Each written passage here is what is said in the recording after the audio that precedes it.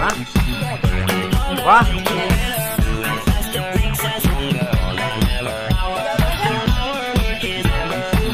Hi everybody! Hello Noah! Dr. Leibowitz, how are you doing? Come a little bit closer. Welcome to another philosophy video, our second in our 3-part mini-series. Yes, that's right. Philosophical breaking down of season 5 of Black Mirror. Now we're gonna do the second episode. We did the first episode the last time. Yes. Now, the second episode, drunken driver hit his car with his wife while he was looking at the phone.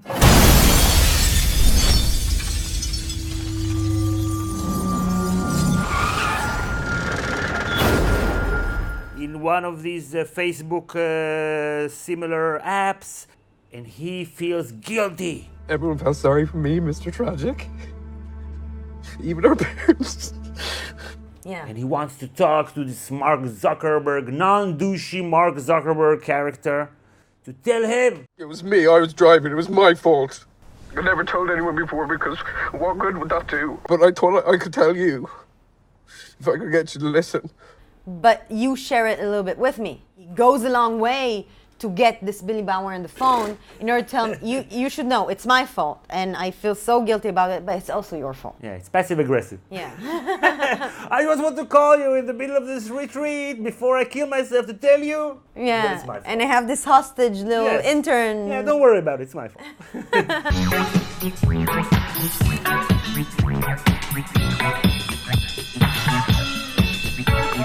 The theme of responsibility, of moral or legal or moral responsibility. Yes. Since this tragedy, I don't know, 2 years ago from the moment we started, he carries this guilt. He wasn't convicted in anything. There was a drunk driver.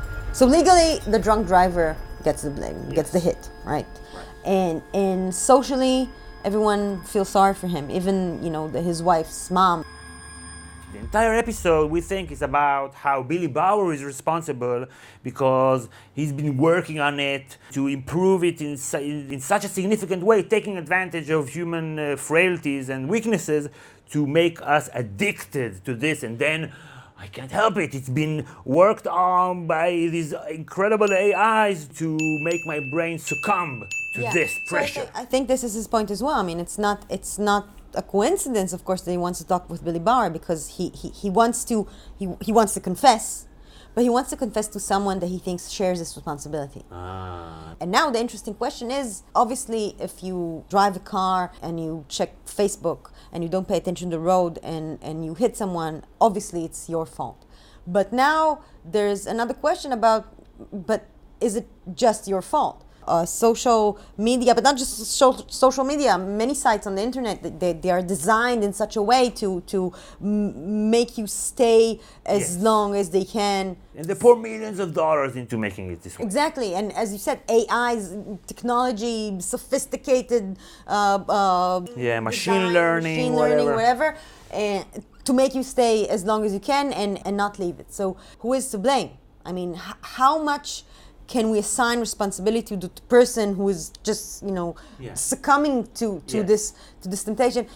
On the face of it, we think the moral responsibility belongs first and foremost, to the person himself or herself, right? First of all, the drunk driver.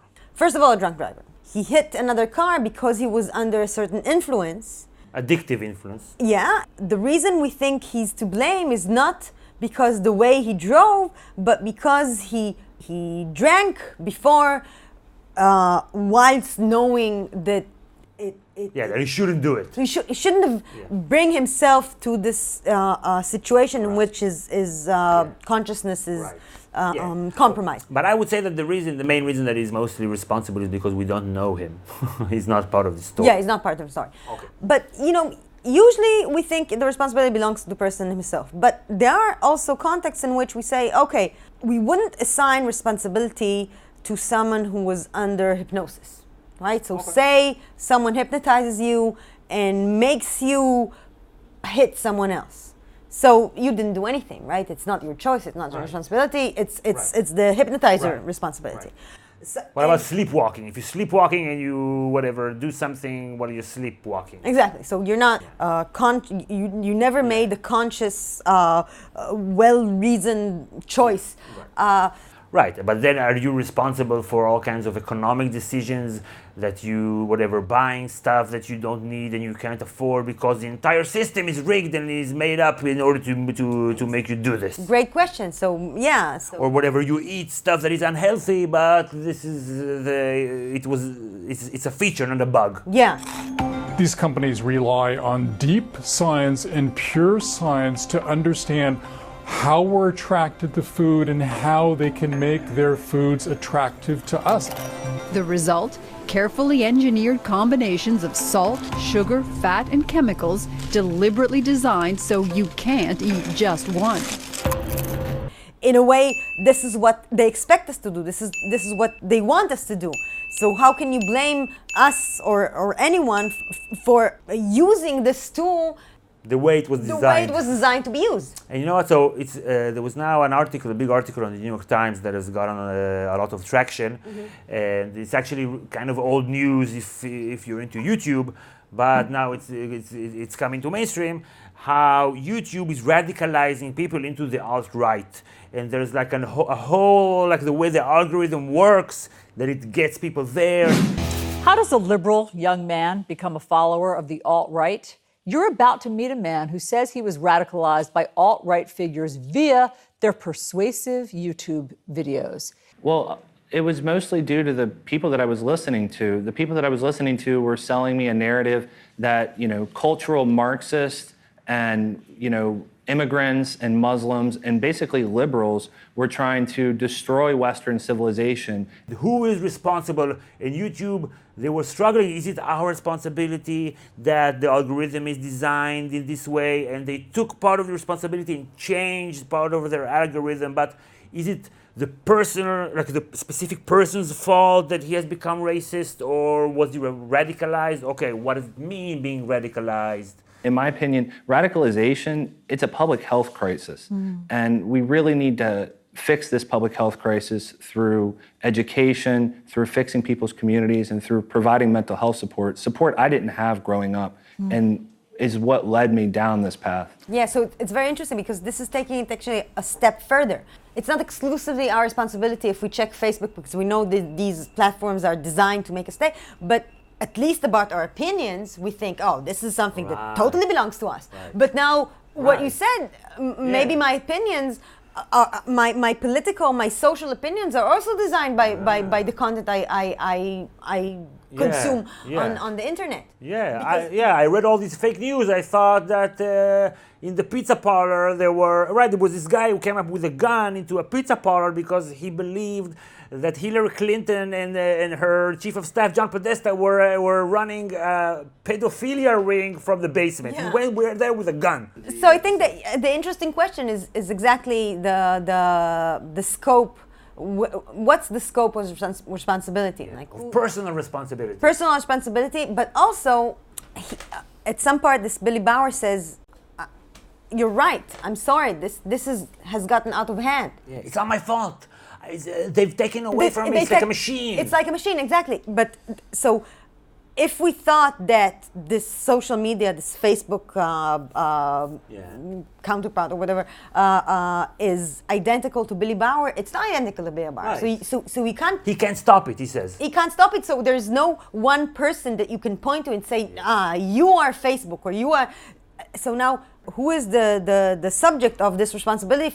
If it's a corporate, like a corporation, corporation. If it's a cigarette company, is there one person? It's not identical to one person, and it's if a society, if it's a racist society, or if it's a. Okay, let's stay with the corporation. Let's stay with the corporation. Corporate executives do not bear legal responsibility for breaking their law. Like a corporation can break a whole kinds of laws. The corporation will pay a fine that will not really hurt it, and no person will go to jail. Yeah. Even they were stealing, cheating, doing fraud. If you were a private person doing it outside of a corporation, you could face charges and go to jail. JP Morgan isn't admitting to anything. They're not saying that we did anything wrong. Their CFO, Marianne Lake, said, "We did not admit or acknowledge any misrepresentation of facts. They are walking away from the settlement with absolute no culpability whatsoever. There was not one person in management from bottom up that was it was even investigated or charged. But exactly because there's no one person that you can point to say he was the one who did it. So the way that I assign blame, tell you what you think about it philosophically, is that the more power and influence you have, the more responsibility you have. Remember, with great power comes Don't you dare finish that sentence. Don't do it. I'm sick of it. I assigned more blame to Billy Bauer because he had more influence and more ways to change the way he was doing business and conducting himself than the single person who has this billion-dollar company working to get him hooked on it. Billy Bauer could just run his company differently. So in the end, No, I don't think he's mostly responsible for her death. yeah. But mostly responsible for, I don't know, it's hard to quantify it. So obviously he was influenced, but he's not a kid, he's not an animal, Right. he's not a machine, and you can try to influence him, but in the end we think that the choice is his. So there are mitigating circumstances, and the blame is not his exclusively. We should know that there's a temptation here Right. that we need to try to Right. resist. But you were saying before about societal responsibilities, and I cut you off, and I think this is also interesting.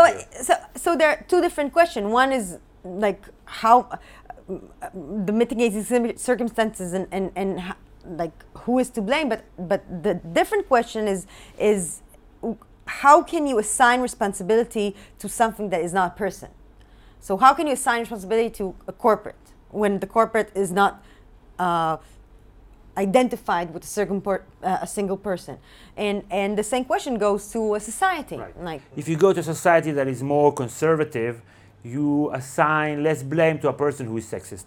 yeah, that's true. This is, exactly. this is the way Yeah, it you is. know, when my great-great-grandfather was chauvinist racist, and I don't think as badly of him as I think of, someone who's racist today. Yeah. Because there are mitigating circumstances, because there's a certain norm in but still you can blame a society. But we want to blame someone. Yeah. Someone has to pay. And Someone has to pay. and then it's an interesting question. Exactly how a collective can carry a blame. Right, right. And I don't know how to answer this question. Yes, I think maybe I was tongue-in-cheek that we want someone to blame. I think the most important thing is taking responsibility to change something as a society, something that is not working, and not putting the responsibility on single individuals because they have less ability to change within the way society works. If we as a society, through our representatives or through rational decisions that we make, whatever, voting or protesting or something, then forcing the people with the influence to change through our means, political means. True, but the question is how can I have the right opinions if there's a certain norm? Yeah, you can ask me, I'll tell you. Okay. Whatever, I'm here. You have my number. Thank you. So whenever I have a more question or whatever, you'll tell me the right. Yeah. No, just political ones. I'm not Just political. okay, thank you. Okay, and if you want to know what's the correct political opinion, be sure to ask in the comments, and I will tell you all about it. And stay tuned for our philosophical analysis of episode 3. Yes. Episode 3. So much to expect. Subscribe to get all videos. Click the bell. Also, there's the Got Academy podcast. You haven't checked out our podcast. We have loads of really cool content there. The links are in the description to Apple Podcasts, Spotify, or Stitcher. And thank you, patrons. Thank you. We'll see you all next time. Bye, everybody. Bye. Boom.